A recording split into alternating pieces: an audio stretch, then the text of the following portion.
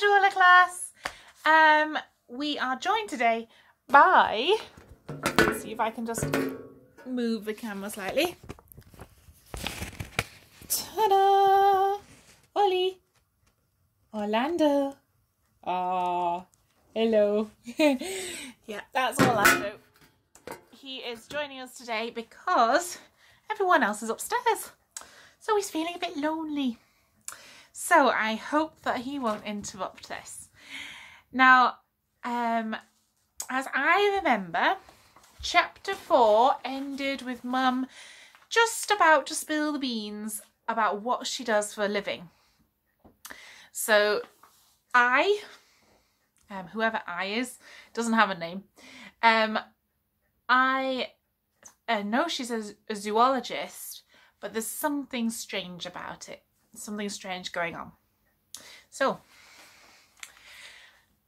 I do work with animals, Mum said, and I am a kind of zoologist. There was a pause. Mum was struggling with herself whether to tell me something. I wasn't going to push her. I just hoped that she would count me as trustworthy. It's something called a cryptozoologist, she said. I was none the wiser. What's that? I felt daft asking, but I needed to know. It's someone who studies animals, but very rare ones. Well, actually, they study mythical animals. A cryptozoologist goes around trying to study and protect animals which no one else believes in. I didn't say anything for a moment. One day ago, I would have laughed at this conversation, certain that Mum was trying to pull my leg, but I just remained silent. Of all the scenarios that whizzed through my head last night, this was not one of them. I still wasn't entirely sure Mum was telling the truth. The possibility that she might be covering up what she really did for a living was at the back of my mind. So, Darwin? I asked. The black dog raised its head and licked its nose when I mentioned his name. I grinned, despite my inner confusion. Darwin is a Kushi. People used to think the Kushi were magical spirits, but he's not too different from a normal dog. Is that why those men wanted him? I asked, looking at the strange creature. Yes, darling, Mum said. I held out my hand to Darwin, and he came immediately and sat next to me. As I stroked his head, I shuddered at the thought of those men finding him. I see why you won't let him out at night, I said. What about Taurus? Mum sighed before telling me. She had told me about Darwin. There would surely be nothing wrong with telling me about the enormous bull. Taurus is a water bull, she said. Well, half water bull. People used to believe that if a water bull has a calf with a normal cow, it's terrible luck for the herd. Well, some people still think that, so I took him from a farmer who was going to put him down. Of course, he wasn't this size back then, but I realised I would have to find somewhere suitable for him. A water bull? I asked. Does that mean he can swim? Well, it does, she replied, but I've never put it to the test. I grinned. Taurus was huge. Surely he wouldn't be able to keep his immense body near the top of the water, or maybe he could breathe underwater. I shook my head in answer to my own statement. This was ridiculous. Of course a bull couldn't breathe underwater. Mum watched me, trying to read my expression. I wasn't sure whether I believed what she was saying. That would require a bit more thought, but I didn't want her to know that. You've asked about Darwin and Taurus, she smiled. You've not mentioned Sheba. I raised my eyebrows. I hadn't mentioned Sheba because she seemed just like a normal cat, but when my mum said it, I remembered how she seemingly closed the door that I couldn't even move. I looked at Mum, hoping she would say more, but she was clearly waiting for me to ask the question. So, I said, isn't she a normal cat? No, Mum shook her head.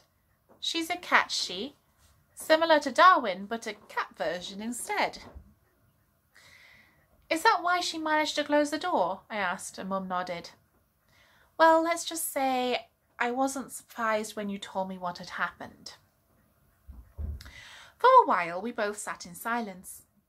I couldn't be certain what Mum was thinking, but I watched her intently, trying to understand if she was telling the truth. Was it true that if people lied, they couldn't look you in the eye? Mum's gaze stared straight into mine. No wavering whatsoever. She hardly even blinked. And why would Mum make up such a ridiculous story to cover a top-secret scientific experiment? As a scientist, surely she wouldn't think I would believe it. And there really was something strange about her pets. Still uncertain, but wavering on the side of believing her, I decided that I would go along with it, at least for now. In the meantime, I would look for proof. So, I began, what were you doing today? Mum's face relaxed slightly, and she sat back on her chair.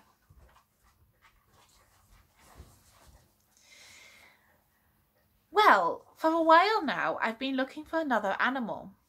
I know it's around here because I found a nest 2 weeks ago. Sorry, it's Orlando. He's pawing at the floorboards. Sorry. Well, for a while now, I've been looking for another animal.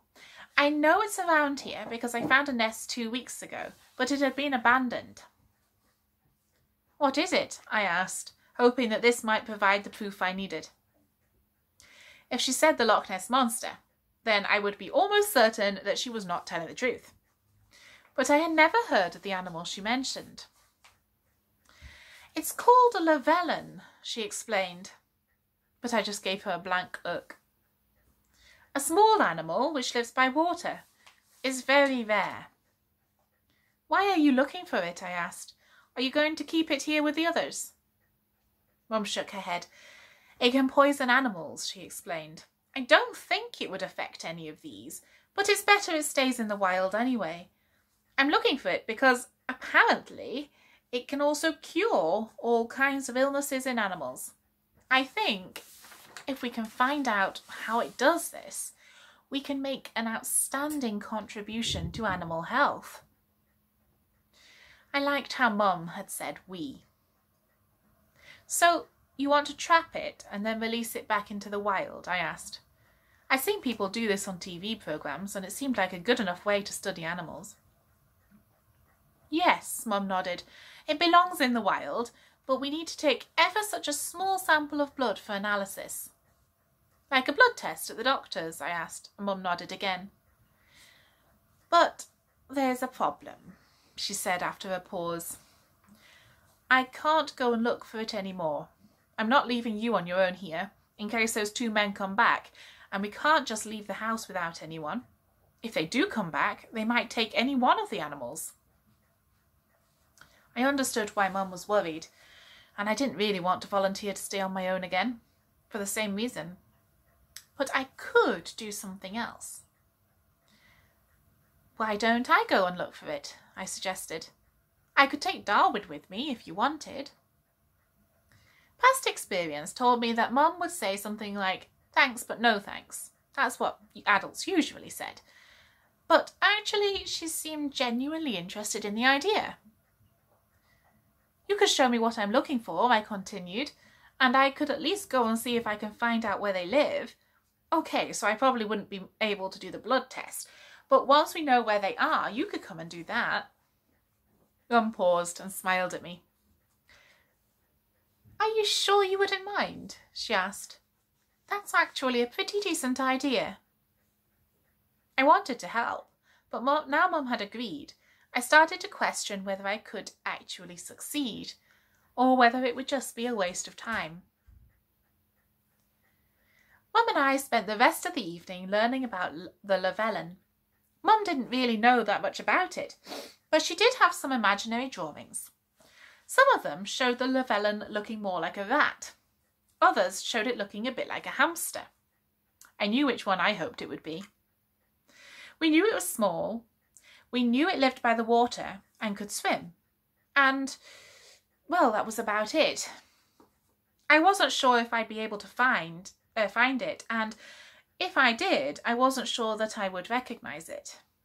Maybe I would see a vole or something and think it was Lavellan, but I loved the fact Mum had trusted me with this job, so I was determined to make a good job of it.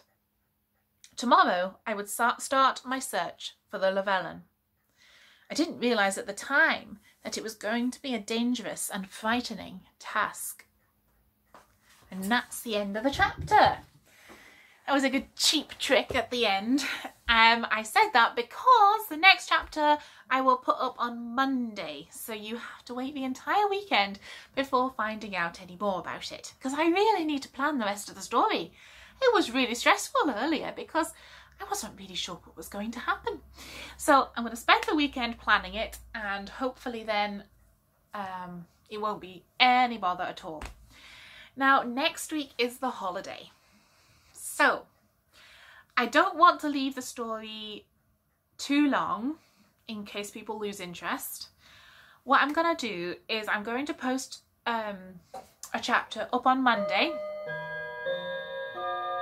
I'm going to post a chapter up on Monday and Thursday, and the same for the week after, because that's also holiday, and then we'll be back to a chapter every weekday.